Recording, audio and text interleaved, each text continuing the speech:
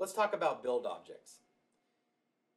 I created build objects because I wanted a way to represent HTML with JavaScript. Since I don't really write HTML at all anymore, I think it's probably been 5 years since I really wrote my last HTML, I got tired of writing the same add functions over and over and over again, or doing lots of string concatenation in the JavaScript. So instead, I chose to go a route of creating JSON objects, just regular old JavaScript objects, that represent as empirically as possible objects within the DOM. So in $J, if you find yourself building HTML, you know that you've probably gone the wrong direction versus building a build object. Build objects are really just a templating structure that are populated with either static or dynamic data. So within the build object, you can put static data, like, for example, the content that goes within a label, underneath an input field. You could just put a string in there, or you could populate it with some dynamic data. And by doing that, you just put a data object reference, an object map reference within the build object. But that's getting a little too complex. We'll get back to there. In the most basic form, let's just start with the files. Within a widget, which is where build objects live, we have build.json and data.json. Now both of these live inside of a widget, inside of the data folder. So, reviewing quickly, a widget, for example, called branding, would have an index.js, a data folder, a CSS folder, and a media folder, and an index.js, if I didn't already say that. The data is where we're focused right now. And inside there, we'll find this build.json and data.json. Build.json is where our build objects are going to go, the objects I was just talking about, versus data is where our initial dynamic data will go that will be used to populate build.json. Let's talk about how we actually use a build.json object. So the first step is we have named objects within here. So let's say we have one called input bin.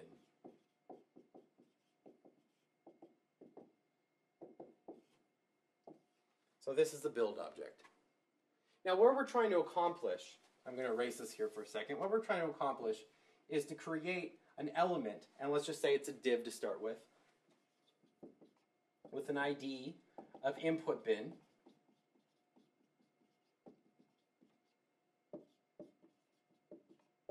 And inside this, we'll have an input, and we'll have a label with some content. Okay? So to do that, we're going to create a build object called input bin. And this build object has a variety of different properties that it can possibly have. Those properties range from quantity,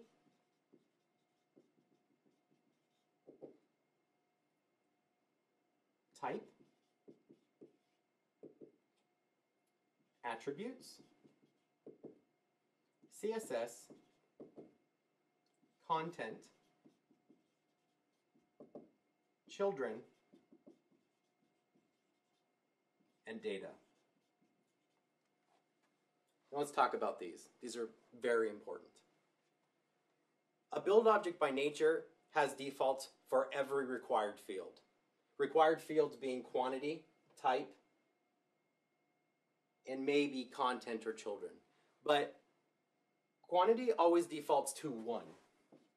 However, if there's dynamic data, which we will talk about in a minute, linked to this build object, the quantity is overwritten by the length of dynamic data. And when I say length, dynamic data comes in the form of an array.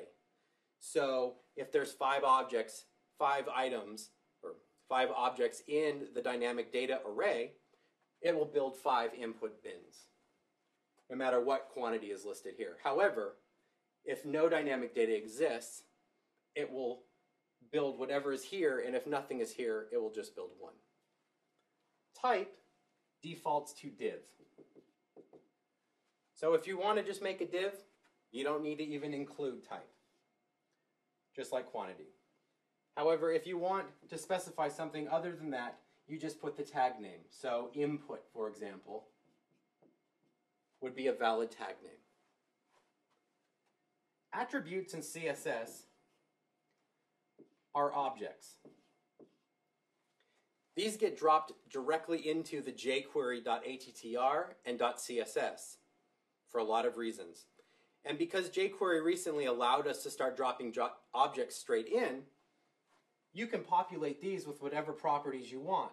So for example, since we want to have an ID of input bin, we have a simple object that just has ID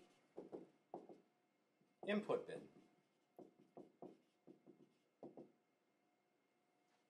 Now, you can put as many as you want.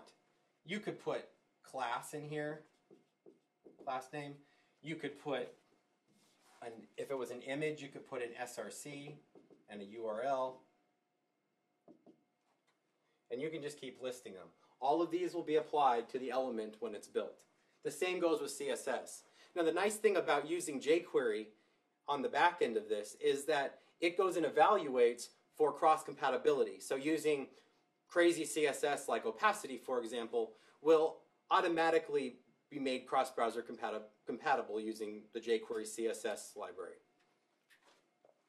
Now, content and children also go together because a build object either has content or it has children. I'm not a big fan of having arbitrary text sitting inside of an element that's followed by a couple elements. I like text to always be inside of elements. And so I don't allow for you to specify content and children. Content is always a string.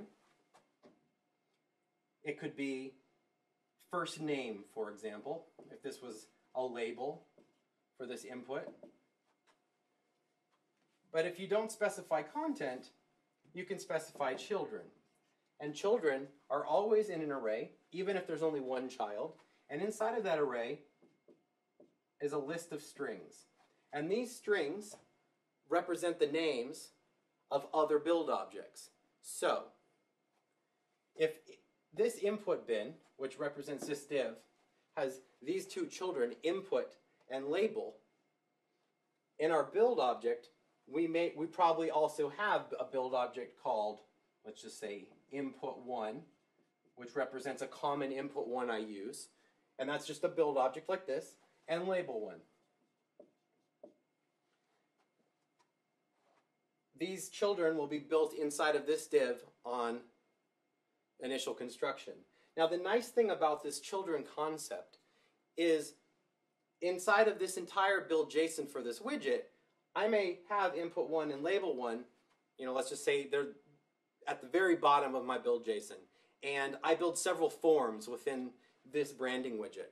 Every time I want to build a generic input with label inside of a div, this three element structure, I can reuse these over and over and over again. And we'll talk about that, how they get populated with dynamic data in a moment. However, it's important to realize you don't have to go and recreate an input and a label every single time. Just like input bin could be reused over and over and over again in several different contexts within the widget, however. But you cannot have content and children. Data, I'm not really going to go too much into right now, but data is reserved for essentially metadata.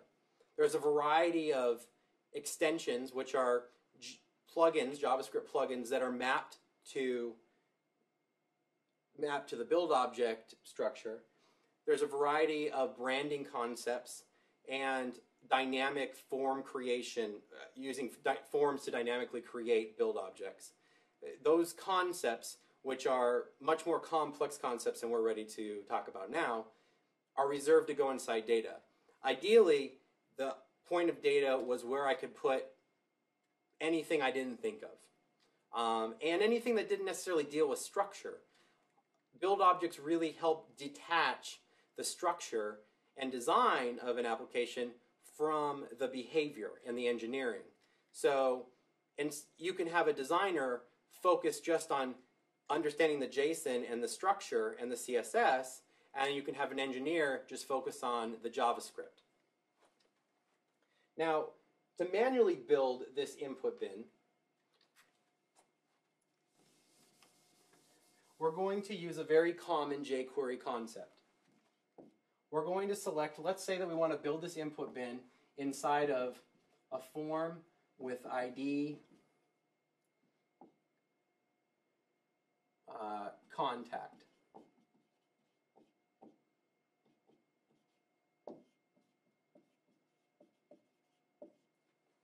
So to build this input bin with these two children inside of this form, we're going to select this form,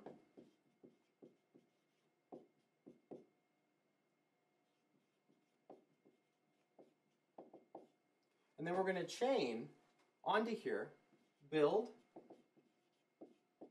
and then the build object name, input bin.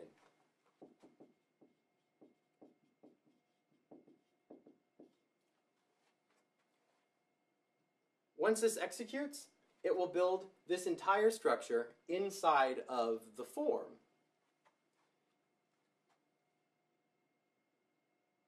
This returns the original form, however. So you cannot chain off of this and modify this. It returns this.